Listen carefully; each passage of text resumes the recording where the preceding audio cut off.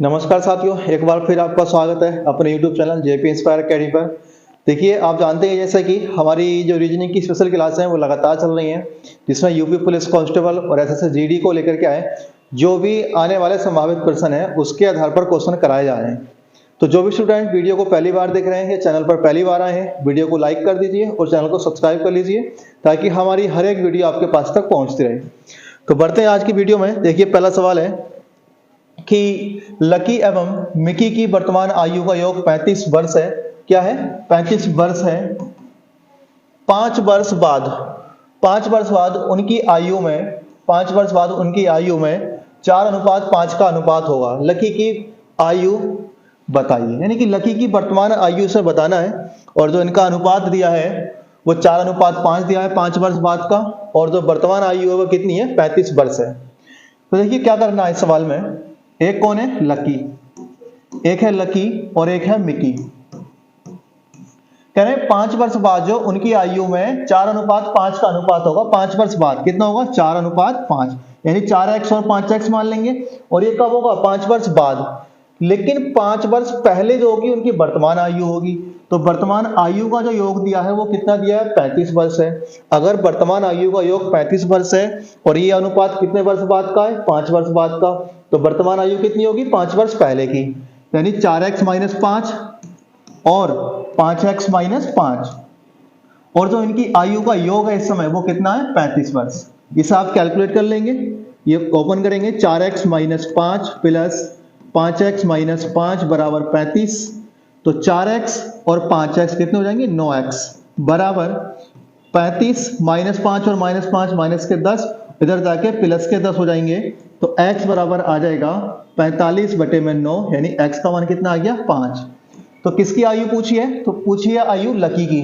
तो लकी का जो अनुपात है वो 4 है, तो 5 × 4 कर देंगे, कितना हो जाएगा? 20। लेकिन ये कब की है? 5 वर्ष बाद की। पूछी क्या? वर्तमान आयु। और जब वर्तमान आयु पूछी है तो 5 वर्ष माइनस कर देंगे, तो कितना आ जाएगा? 15 वर्ष।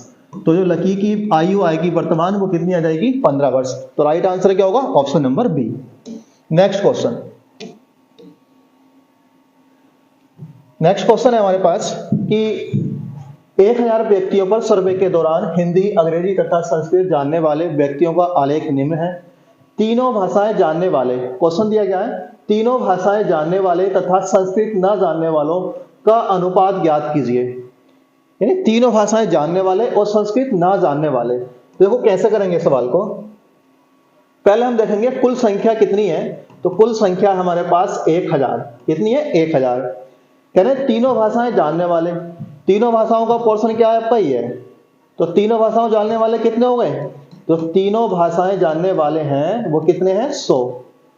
फिर संस्कृत ना जानने वाले, अगर संस्कृत ना जानने वाले लोगों की संख्या निकालनी है तो पहले क्या पता होना चाहिए? हमें यह पता होना चाहिए कि संस्कृत जानने वाले कितने हैं। तो संस्कृत का जो आरेख है वो ये है। तो संस्कृत जानने वाले कितने हो गए? आप देखेंगे 170, 110, 100 और 80।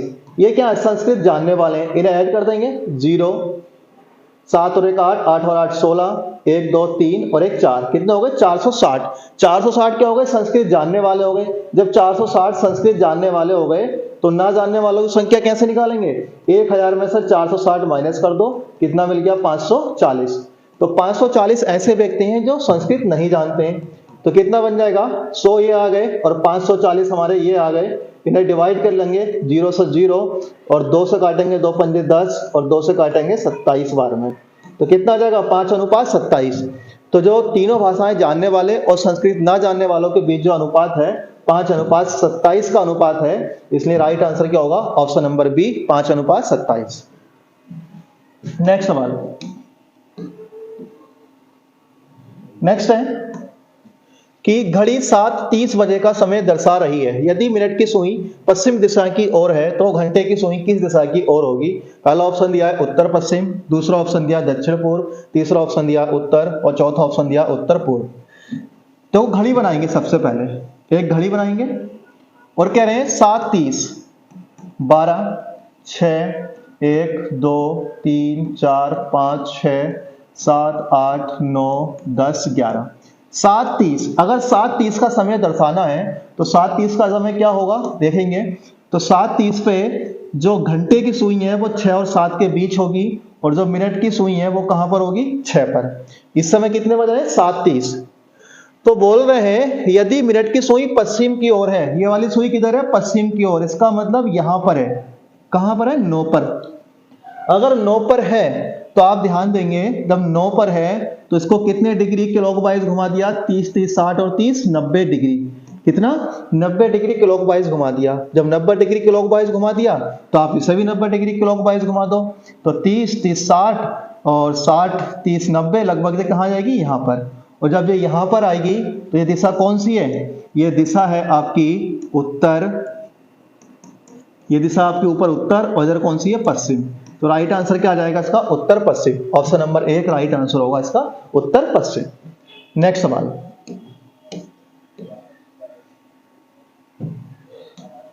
किसी आयताकार ब्लॉक जिसका आयाम 4 गुणा 6 गुणा 8 सेमी है को यदि 2 सेमी आयाम वाले छोटे छोटे घनों में परिवर्तित कर दिया जाए तो कुल कितने घन प्राप्त होंगे। देखिए ये क्वेश्चन क्या आजकल के एग्जाम के पॉइंट ऑफ व्यू से बहुत ही लेटेस्ट क्वेश्चन है। इस तरह के क्वेश्चन बहुत ज्यादा पूछे जा रहे हैं वनडे एग्जाम में, कि उसमें जो है आयाम को लेकर पूछा जाता है सवाल घन का, कि 4 गुणा 6 गुणा 8 है, फिर उसको किसी न किसी छोटी भुजा वाले घन में क्या है, परिवर्तित कर दिया जाता है।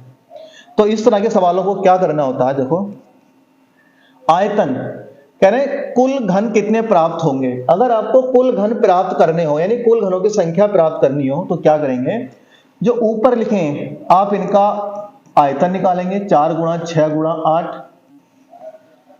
क्योंकि घन का आयतन क्या होता है, भुजा की पावर 3। तो यहां से आप तीनों की गुणा कर देंगे आपस में, 4 गुणा 6 गुणा 8। वहीं जो छोटा घन है, छोटा घन कितना, 2 सेमी। तो जो 2 सेमी है 2 की घात 3 कर देंगे, और जब 2 की घात 3 कर देंगे तो कितना आएगा, 2 गुणा 2 गुणा 2। इसे आप डिवाइड कर देंगे, और जब डिवाइड करेंगे तो 2 से काटेंगे कितनी बार, 4 बार, 2 से काटेंगे 3 बार, 2 से काटेंगे 2 बार, तो 3 दूनी 6 और 6 चौक 24। तो यहां से जो हमारे पास कुल घन प्राप्त होंगे वो 24 घन प्राप्त होंगे। तो ऑप्शन नंबर 3 इसका राइट आंसर होगा 24। तो उम्मीद करते हैं सवाल अच्छे लगे होंगे, समझ में आए होंगे, और वीडियो अच्छी लगी होगी। और वीडियो अच्छी लगी हो तो चैनल को सब्सक्राइब करिए, वीडियो को लाइक करिए, शेयर करिए। मिलते हैं अगली वीडियो में, धन्यवाद।